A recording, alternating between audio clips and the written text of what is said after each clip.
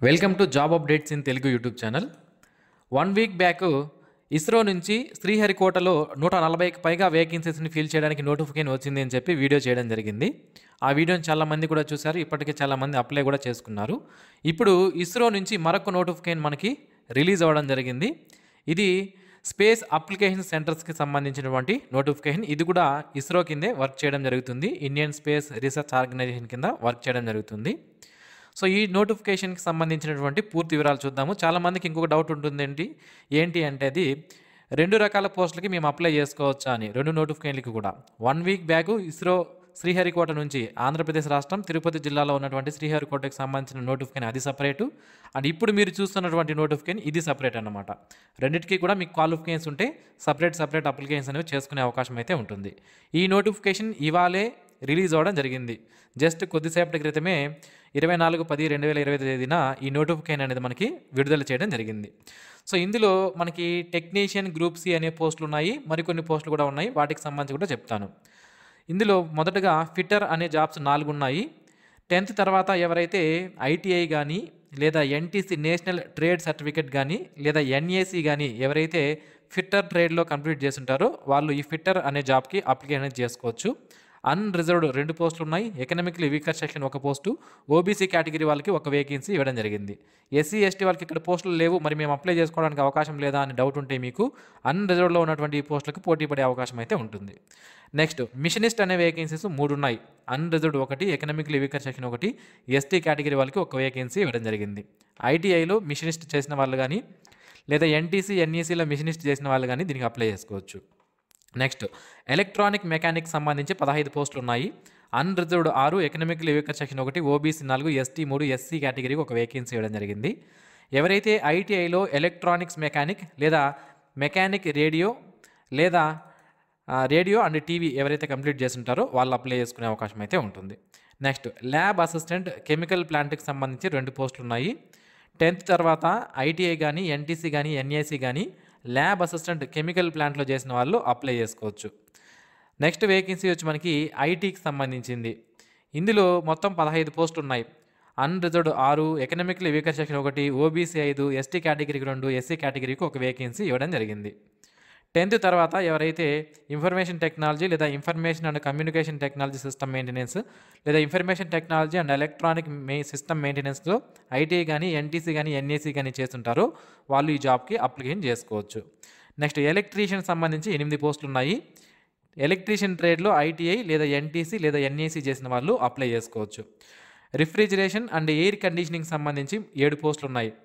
వీటికి mechanic refrigeration and air conditioning ట్రేడ్లో ITI కానీ ఎన్టీసీ కానీ ఎన్ఏసీ కానీ చేసిన వాళ్ళు అప్లికేషన్ చేసుకునే అవకాశం అయితే ఉంటుంది. ఇక ఫార్మాసిస్ట్ అనే జాబ్ ఒకటి ఉంది. డిప్లొమా ఇన్ ఫార్మసీ ఎవరైతే కంప్లీట్ చేస్తుంటారో వాళ్ళు ఈ ఫార్మాసిస్ట్ ఏ అనే జాబ్కి అప్లికేషన్ చేసుకోవచ్చు. ఇవి క్వాలిఫికేషన్ సంబంధించినటువంటి వివరాలు.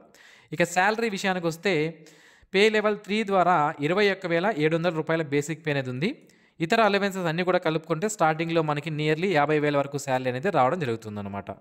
ఫార్మసిస్ట్ అనే జాబ్కి అయితే నియర్లీ 60,000 వరకు శాలరీ వస్తుంది. అండ్ ఈ జాబ్స్కి సంబంధించి 13/11/2025 నాటికి 18 నుంచి 35 సంవత్సరాల మధ్యలో ఉన్న క్యాండిడేట్స్ అప్లై చేసుకోవచ్చు. ఎస్సీ ఎస్టీ వాళ్ళైతే 18 నుంచి 40, ఓబీసీ వాళ్ళైతే 18 నుంచి 38 సంవత్సరాల వరకు ఉన్నటువంటి ఓబీసీ వాళ్ళు అప్లికేషన్ చేసుకునే అవకాశం అయితే ఉంటుంది. అండ్ ఇలా ఈ ఏజ్ రిలాక్సేషన్ అనేది వర్తించాలంటే తప్పనిసరిగా మనకి ఏజ్ రిలాక్సేషన్ వర్తించాలంటే పోస్టులు అనేవి మనకి రిజర్వేషన్ అనేది చేయబడి ఉండాలి. ఇక మనకి బేసిక్ పేతో పాటుగా DNS allowance, house rent allowance, transport allowance అని, అలాగే నేషనల్ పెన్షన్ సిస్టము లేదా యూనిఫైడ్ పెన్షన్ సిస్టము, దాంతోపాటుగా మనకి canteen facilities, limited quarter facilities, leave travel congestion, group insurance, house building advance, ఇలాంటి అలవెన్సెస్ ఏవైతే సెంట్రల్ గవర్నమెంట్ నుంచి వస్తాయో అవన్నీ కూడా మీకు వర్తింపజేయడం జరుగుతుంది. ఇక సెలక్షన్ విషయానికి వస్తే టెక్నీషియన్ బి అనే పోస్ట్కి మొదటగా రిటన్ టెస్ట్ కండక్ట్ చేసి దాని తర్వాత స్కిల్ టెస్ట్ అనేది కండక్ట్ చేస్తారు. ఈ రిటన్ టెస్ట్కి సంబంధించి మొత్తం 90 నిమిషాల పాటు ఉంటుంది. 80 మల్టిపుల్ చాయిస్ క్వశ్చన్స్ ఉంటాయి. 0.33 నెగిటివ్ మార్క్స్ కూడా ఉండడం జరుగుతుందన్నమాట. అండ్ ఇక్కడ syllabus of written test L B curriculum based, అంటే మనకి ఏదైతే ఐటీఐలో సిలబస్ ఏదైతే ఉంటుందో దానిపైనే మనకి క్వశ్చన్స్ అనేవి ఉంటాయని క్లియర్గా మనకి మెన్షన్ చేశారు.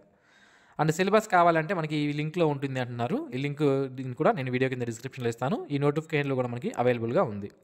ఎవరైతే రిటన్ ఎగ్జామినేషన్లో క్వాలిఫై అవుతారు. ఒక పోస్ట్కి 5 మందిని స్కిల్ టెస్ట్కి పంపిస్తారు.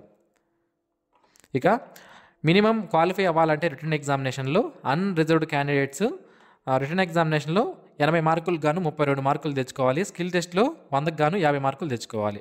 రిజర్వ్డ్ కేటగిరీ వాళ్ళు రిటన్ ఎగ్జామినేషన్లో 80 మార్కులకి 24 మార్కులు తెచ్చుకోవాలి. స్కిల్ టెస్ట్లో 100కు గాను 40 మార్కులు తెచ్చుకుంటే మినిమం ఈ పోస్ట్కి క్వాలిఫై అవుతారు. ఇక ఫార్మాసిస్ట్కి కూడా written test and skill test ఆధారంగా మనకి సెలెక్షన్ అనేది చేయడం జరుగుతుంది. ఈ రిటన్ టెస్ట్కి సంబంధించి ఫార్మాసిస్ట్ జాబ్కి సంబంధించి ఈ ఫార్మాసిస్ట్ జాబ్ కూడా మనకి మొత్తం రిటన్ టెస్ట్ అనేది కండక్ట్ చేస్తారు. సిలబస్ అనేది దీనికి కూడా కరికులం బేస్డే ఉంటుంది. అండ్ ఇక్కడ 60% క్వాలిఫికేషన్ పాయింట్స్ అనేవి తీసుకుంటారు. అని మనకి ఇక్కడ స్కిల్ టెస్ట్లో మనకి 100 పాయింట్స్ గాను 60% మినిమం రావాలి మనకి ఇక్కడ క్లియర్గా మెన్షన్ చేయడం అనేది జరిగింది. ఇక ఈ జాబ్స్కి సంబంధించి మనకి ఎగ్జామినేషన్ సెంటర్స్ ఎక్కడ ఉంటాయి అనేది ఇవ్వడం జరిగింది. అహ్మదాబాదు, బెంగళూరు, భోపాలు, భువనేశ్వర్, చండీగఢ్, చెన్నై, దెహ్రాడూన్, గౌహతి, హైదరాబాద్, జైపూర్, కోల్కతా, లక్నో, ముంబై, నాగ్పూర్, న్యూఢిల్లీ, రాయ్పూర్, రాంచీ, తిరువనంతపురంలో మనకి ఎగ్జామ్ సెంటర్స్ అనేవి ఇవ్వడం జరిగింది. మీకు దగ్గరలో ఎగ్జామ్ సెంటర్ కావాలి అని మీరు అనుకుంటే ఆన్లైన్ అప్లికేషన్ అనేవి ఈ రోజు నుంచి స్టార్ట్ అయ్యాయి కదా, త్వరగా అప్లికేషన్ చేసుకోండి. త్వరగా అప్లికేషన్ చేసుకుంటే మీకు ఎగ్జామ్ సెంటర్ అనేది దగ్గరగా రావడం జరుగుతుంది. లాస్ట్లో కానీ అప్లై చేసుకుంటే సర్వర్ ఇష్యూస్ వస్తాయి. ప్లస్ మనకి ఎగ్జామ్ సెంటర్ కూడా చాలా దూరంగా వేసే అవకాశాలు అయితే ఉంటాయి. కాబట్టి అప్లికేషన్ అనేది త్వరగా చేసుకోవడానికి ప్రయత్నించండి. ఇక వీటన్నిటికీ కూడా రిజర్వేషన్స్ అనేవి వర్తిస్తాయి. యాజ్ పర్ రిజర్వేషన్స్ ప్రకారం మనకి సెలెక్షన్ అనేది చేస్తారు. ఆన్లైన్ అప్లికేషన్ అనేవి ఈ రోజు నుంచి 24/10/2025 నుంచి స్టార్ట్ అవడం జరిగింది. అప్లై చేసుకోవడానికి లాస్ట్ డేట్ వచ్చి 13 నవంబర్ 2025 లోపు అప్లికేషన్ అనేవి చేసుకోవాల్సి ఉంటుంది. మన ఏజ్, క్వాలిఫికేషన్ అన్నీ కూడా 13/11/2025 నాటికి మనం చూసుకోవాలి. ఇంకా ఈ నోటిఫికేషన్ సంబంధించి మీకు ఏమైనా డౌట్స్ ఉంటే మనకి ఇక్కడ క్వైరీస్ సంబంధించి ఫోన్ నెంబర్ ఇచ్చారు. జనరల్ క్వైరీస్కి సంబంధించి, టెక్నికల్ క్వైరీస్ సంబంధించి ఈమెయిల్ ఐడి కూడా ఇవ్వడం జరిగింది. ఈ కాంటాక్ట్స్ ద్వారా మీరు వాళ్ళకి కాల్ చేసి మీకు ఏమైనా డౌట్స్ ఉంటే మీరు తెలుసుకునే అవకాశం అయితే ఉంటుందన్నమాట. సో ఇది ఫ్రెండ్స్ ఈ నోటిఫికేషన్ సంబంధించినటువంటి పూర్తి వివరాలు. మరిన్ని ఇలాంటి డైలీ జాబ్ అప్డేట్స్ మిస్ అవ్వకుండా పొందడానికి ఛానల్కు సబ్స్క్రైబ్ చేసుకోండి. ఈ వీడియో మీకు నచ్చినట్లయితే లైక్ చేయండి, మీ ఫ్రెండ్స్కి షేర్ చేయండి. Thanks for watching this video. Have a nice day friends.